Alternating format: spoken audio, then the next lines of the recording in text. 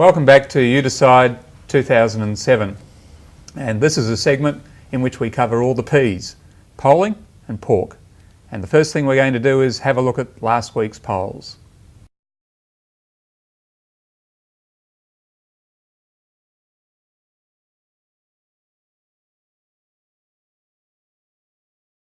Okay, so that's it from Newspoll and Morgan, and for my money there's been a narrowing in the gap between the two parties. But I think you might have a different view, John. Don't buy it at all, Graham. Don't buy it at all. I think. So you think it's 60-40? You think? I don't think it's 60-40, but I don't think there's been a narrowing in the polls. Look, you've always got to look at the trend, and the trend on Newspoll, the trend hasn't really changed all that much. When you take into account the margin of error, there's not been a very significant change at all. And we've seen the Newspoll in particular, you know, an odd one here, an odd one there. There are such things as rogue polls, so I don't put any credence in it. The other thing is that in terms of the number of seats won, polls actually don't give you much of an idea about the number of seats that are being won. All they do is give you the macro picture. What I find interesting is that it was considered the worst week that the coalition had, and yet the polls don't reflect that. That's part of my theory as to why it's moved. Why? Because people sympathy vote for the coalition. Insurance. Oh. People don't want the government to win by too much, and I think they've accepted that it's a Rudd government. So you give the other side enough seats to make sure that they can be an effective check. And I think that's why there's some polling we haven't shown here, but the Senate poll and an organisation called Get Up did a Senate poll. And the Liberal Party was actually doing quite well in the Senate poll. I think that again is an instance of insurance, but I could be wrong. Caroline, are you inclined to take out insurance? Do you think Mr Rudd's going to win, I suppose, is the...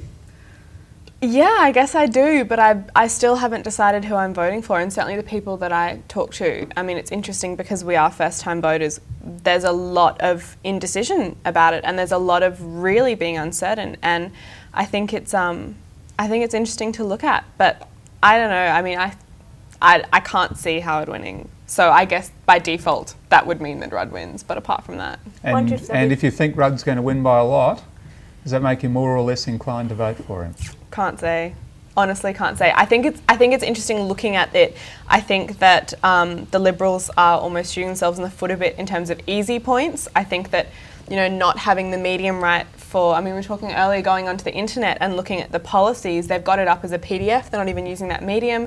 You go onto the Labor website, whether you're excited about voting Labor or not, you've got to get excited about the website. It's pretty cool looking at it, and it's interactive, they've got videos. I mean, I just think that the Liberals in a lot of places could be earning the easy points where Labor is. So let's go to the old media, face to face. One of the things that struck me during the last week is John Howard, high fives, being mobbed by young people, old people. There seems to be a level of doing the high fives. Yeah, but there's a level of enthusiasm there that you don't pick up in the polls. You know, what's going on? Oh, I think it's like, you know, almost celebrity stuff, isn't it? And that people can they want to get their faces on TV and they don't have the wherewithal to get on Bris 31. That's right, and I don't think it much matters, but I do think you're right that John Howard looks quite awkward doing some of those things, and looks awkward sometimes when he does do things on YouTube. Well, certainly in the debate, I don't know if people noticed, but watching it, Rudd was almost, I mean, to put it into caricatures, Rudd was almost doing these, oh yeah, that's interesting, what do you think? And it almost felt that Howard was going at us, and it was just the language difference and that body difference that it really made a huge difference. And certainly talking to other people, they said when they turned the volume off and just looked at the worm, you could see the worm moving based on what their body was doing. Yeah. And it's just easy places like that. I mean, how you're looking, it's really being important. Talking about body, Caroline, when you go like this, reminds me of the kitchen, and I think we should probably talk about some pork.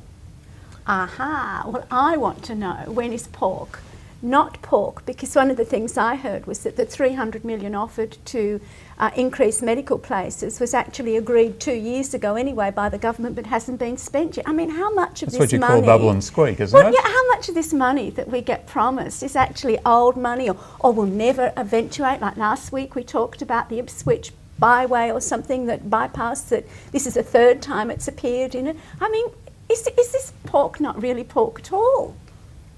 So is this the election we had last time? It could be just they've got a good policy on recycling, and they recycle their promises as well.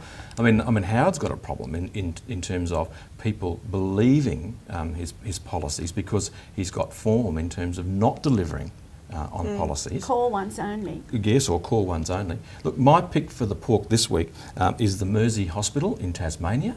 There was great fanfare that it was announced that Commonwealth was taking it over, but they forgot to dot the I's and cross the T's, and they found they've got a problem with the registration of the doctors, which Queensland could have told them about, issues of medical registration, and they can't transfer the hospital, and it's unlikely they'll be able to do it before the 24th of November. Caroline, have you been dining out lately, electorally speaking? Well, I haven't had much choice in terms of dining out, to be honest with you. I mean, I think that a lot of the things are being targeted at, everyone says, we were talking about before, everyone's sick of hearing the word families, but that's where all the pork is being targeted. And I mean, even the things that are going to the primary schools and the high schools, who pays for all the high school things? Well, the parents. It comes back to the families. And my age group certainly haven't had much to get excited about whether it eventuates or not. We don't have a lot of choice. I mean, they just, as you said, they're forgetting about the singles. No singles, yeah. All right, well, just one final question. Makes me a little bit uneasy, the thought that my vote might be up there for auction on the basis of how much pork I think I might get. Does anyone else share the feeling that perhaps we're being a little bit debased by this political process that we're in? Graham Richardson said in the Bulletin this week that people always vote on self-interest. Self-interest? Do you think so? I mean, that would assume that it's going to happen. What, self-interest? No. That, you know, you're voting on self-interest because you think you're going to get something. But if you think, well, I don't believe you anyway, vote's not up for auction. Didn't you say it was almost the higher the offer, the more people were inclined to go, well, that can't be right, I'm not going to vote for you then? I mean, weren't you just saying that before? Well, it's certainly true that in our polling that voters are a bit cynical about really large promises. And they're really cynical about really large promises because they don't think they're going to be delivered.